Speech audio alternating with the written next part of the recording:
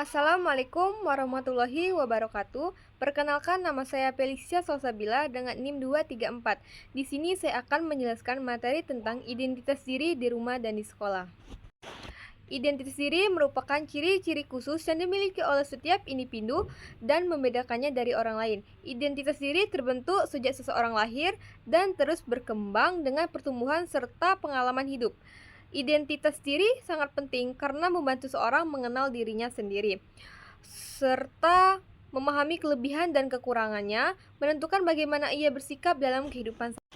Identitas diri meliputi jenis kelamin, hobi, bahasa, dan agama. Jenis kelamin merupakan identitas biologis yang membedakan antara laki-laki dan perempuan. Sedangkan hobi adalah kegiatan yang disukai dan dilakukan secara sukarela, seperti membaca, bermain olahraga, menari, bernyanyi, ataupun menggambar. Bahasa merupakan alat komunikasi yang digunakan untuk berinteraksi dengan orang lain, baik bahasa Indonesia sebagai bahasa persatuan maupun bahasa daerah sebagai identitas budaya. Agama adalah kepercayaan yang dianut seseorang dan menjadikan pedoman dalam bersikap, berpikir, serta berperilaku.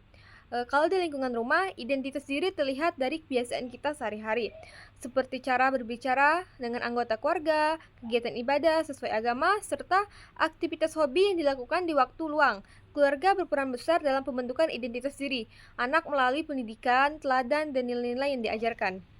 Di lingkungan sekolah, identitas diri tampak melalui cara berpakaian sesuai aturan sekolah, cara berkomunikasi dengan guru dan teman, serta sikap dalam mengikuti kegiatan belajar.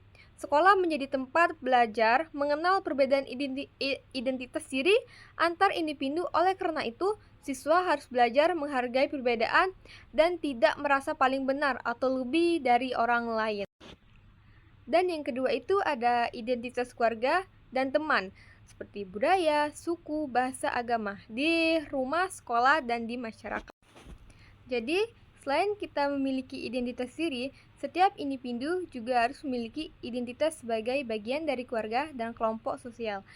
Identitas keluarga dan teman mencerminkan latar belakang budaya, suku, bahasa, dan agama.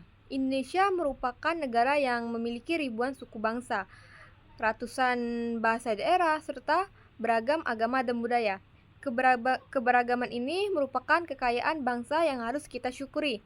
Di lingkungan rumah, anak dikenal pada budaya keluarga seperti adat istiadat, tradisi, cara mereka berpakaian, makanan khas, serta kebiasaan kita sehari-hari.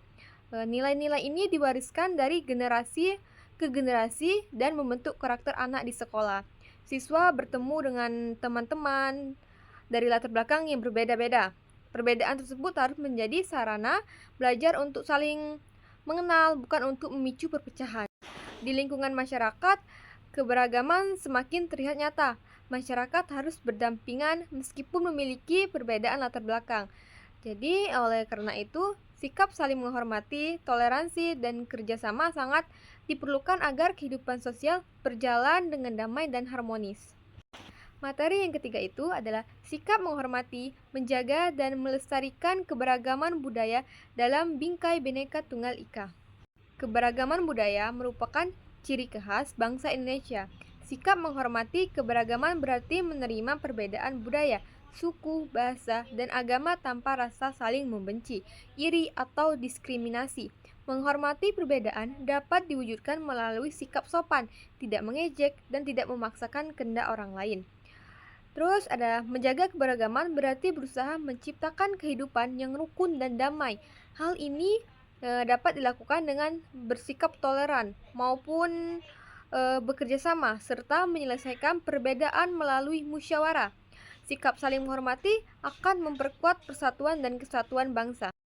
Melestarikan budaya berarti menjaga dan mengembangkan budaya bangsa agar tidak punah. Contohnya adalah seperti kita mempelajari tari daerah, lagu daerah, bahasa daerah, serta adat istiadat setempat. Sikap bangga terhadap budaya sendiri merupakan wujud cinta tanah air. Jadi, semua sikap tersebut sejalan dengan semboyan Bhinneka Tunggal Ika, yang berarti berbeda-beda tetapi tetap satu. Semboyan ini menjadi dasar persatuan bangsa Indonesia dan keberagaman. Materi yang keempat, saya akan menjelaskan tentang karakteristik lingkungan rumah dan sekolah sebagai bagian NKRI dan sikap menjaganya. Lingkungan rumah dan sekolah merupakan bagian penting dari kehidupan siswa. Kedua lingkungan ini juga merupakan bagian dari wilayah Negara Kesatuan Republik Indonesia, yaitu NKRI. Jadi, lingkungan yang baik memiliki karakteristik bersih, tertib, aman, nyaman, dan sehat. Di lingkungan rumah, siswa memiliki kewajiban membantu orang tua, menjaga kebersihan, serta menaati aturan keluarga. Di lingkungan sekolah, siswa harus mematuhi tata tertib sekolah, menjaga fasilitas umum, dan menghormati seluruh warga sekolah. Sikap menjaga lingkungan mencerminkan rasa tanggung jawab dan kepedulian terhadap sesama. Dengan menjaga lingkungan rumah dan sekolah, siswa telah menunjukkan sikap sebagai warga negara yang baik dan berkontribusi dalam menjaga NKRI. Selanjutnya, saya akan menjelaskan materi yang kelima, yaitu lingkungan tempat tinggal sebagai bagian NKRI dan pentingnya kerjasama dalam keberagaman. Jadi, yang perlu kita ketahui, lingkungan tempat tinggal itu meliputi RT, RW, desa atau kelurahan, dan kecamatan. Jadi semua lingkungan tersebut merupakan bagian dari wilayah NKRI.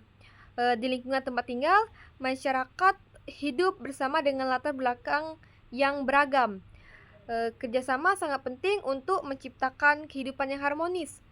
Kerjasama dapat dilakukan melalui seperti kita gotong royong, kerja bakti, ronda malam, dan kegiatan sosial lainnya. Dengan kerjasama, masalah dapat diselesaikan bersama dan rasa persaudaraan dapat diperkuat. Terus keberagaman tidak boleh menjadi penghalang, tetapi juga dijadikan kekuatan untuk membangun lingkungan yang aman dan damai. Dan materi yang terakhir, saya akan menjelaskan tentang struktur wilayah yang lebih luas dan gotong royong sebagai wujud bela negara.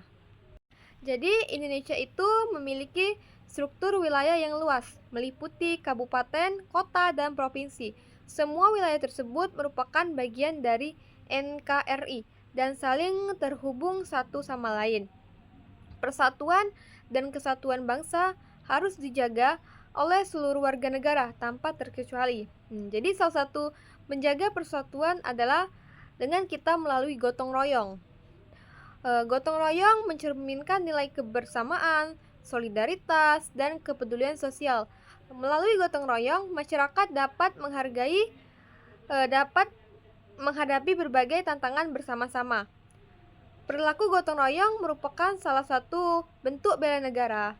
Bela negara tidak hanya dilakukan oleh tentara, tetapi juga oleh seluruh warga negara melalui sikap cinta tanah air, menjaga persatuan, dan berperan aktif dalam kehidupan masyarakat. Baik, itu saja materi yang dapat saya sampaikan. Sebelum saya mengakhiri video, saya akan memberikan kesimpulan dari seluruh materi yang telah saya berikan. Jadi, kesimpulannya itu, setiap individu memiliki identitas diri, keluarga, dan lingkungan sosial yang beragam, baik dari segi jenis kelamin, hobi, bahasa, budaya, suku, maupun agama. Keberagaman tersebut merupakan kenyataan yang harus diterima dan dihargai dalam kehidupan sehari-hari di rumah, di sekolah, dan di masyarakat. Dengan sikap saling menghormati, menjaga, dan melestarikan keberagaman sesuai nilai Bhinneka Tunggal Ika, kehidupan bersama dapat berjalan rukun dan damai. Lingkungan rumah, sekolah, dan tempat tinggal merupakan bagian dari NKRI yang harus dijaga bersama melalui sikap, disiplin, tanggung jawab, kerjasama, dan gotong royong. Perilaku tersebut menjadi wujud nyata menjaga persatuan serta bentuk bela negara dalam kehidupan sehari-hari. Jadi itu saja materi yang bisa saya sampaikan. Apabila ada kata, saya mohon maaf. Saya akhiri. Wabillahi taufiq wal hidayah. Wassalamualaikum warahmatullahi wabarakatuh.